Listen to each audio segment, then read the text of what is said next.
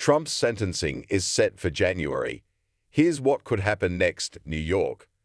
Faced with the never-before-seen dilemma of how, when, or even whether to sentence a former and future U.S. president, the judge in President-elect Donald Trump's hush money case made a dramatic decision that could nevertheless bring the case to a muted end.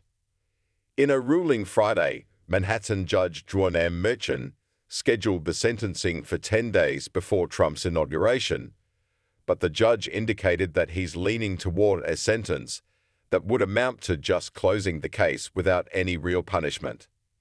He said Trump could attend the January 10 proceeding remotely because of his transition duties. Still, that would leave Trump headed back to the White House with a felony conviction. Will it come to that? Trump wants the conviction thrown out and the case dismissed, and Communications Director Cheung said the president-elect will keep fighting. But it's tough to predict just what will unfold in this unprecedented, unpredictable case. Here are some key questions and what we know about the answers. Donald Trump to be sentenced in hush money case on January 10. Remind me, why is Trump awaiting sentencing? Trump was convicted in May of 34 felony counts of falsifying his business records. They pertained to a $130,000 payment made through his former personal lawyer in 2016 to keep porn actor Stormy Daniels from publicizing her story of having had sex with Trump a decade earlier. He denies her claim and says he's done nothing wrong. Trump's sentencing was initially set for July 11, but at his lawyer's request, the proceeding was postponed twice, eventually landing on a date in late November after the presidential election. Then Trump won, and Merchant put everything on hold to consider what to do. What did the judge just order? Merchant denied Trump's request to toss out the conviction and the entire case. The judge ordered Trump to appear, virtually or in person, as he chooses, for sentencing at 9:30 a.m. January 10. What will Trump's sentence be?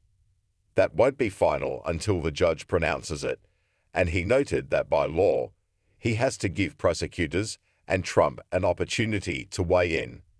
The charges carry potential penalties ranging from a fine or probation to up to 4 years in prison. But the judge wrote that the most viable option appears to be what's called an unconditional discharge. It wraps up a case without imprisonment, a fine or probation. But an unconditional discharge leaves a defendant's conviction on the books. And by law, every person convicted of a felony in New York must provide a DNA sample for the state's crime databank, even in cases of an unconditional discharge. Can Trump appeal to stop the sentencing from happening? It's murky. Appealing a conviction or sentence is one thing, but the ins and outs of challenging other types of decisions during a case are complicated. Former Manhattan Judge Diane Kiesel said that under New York law, Friday's ruling can't be appealed, but that doesn't mean he's not going to try. Meanwhile, Trump's lawyers have been trying to get a federal court to take control of the case. Prosecutors are due to file a response with the U.S. Second Circuit Court of Appeals by January 13, 3 days after Trump now is to be sentenced. The defense also has suggested it would seek the U.S. Supreme Court's intervention if Merchant didn't throw out the case. In a November 25 letter to the judge, Trump's attorneys contended that the U.S. Constitution permits an appeal to the High Court because the defense is making arguments about presidential immunity. Much of their argument concerns the Supreme Court's July ruling on that topic, which afforded considerable legal protections to presidents. Trump's attorneys might try to convince the Supreme Court that it needs to follow up by getting involved now in the hush money case. A Trump spokesperson said no decision had been made on whether to challenge Merchant's ruling. What do prosecutors say about all this?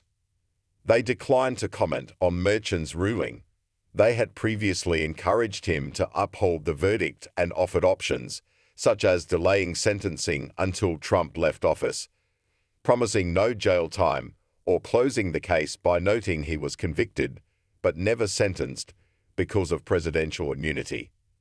Merchant said he found those ideas untenable. Can Trump appeal his conviction?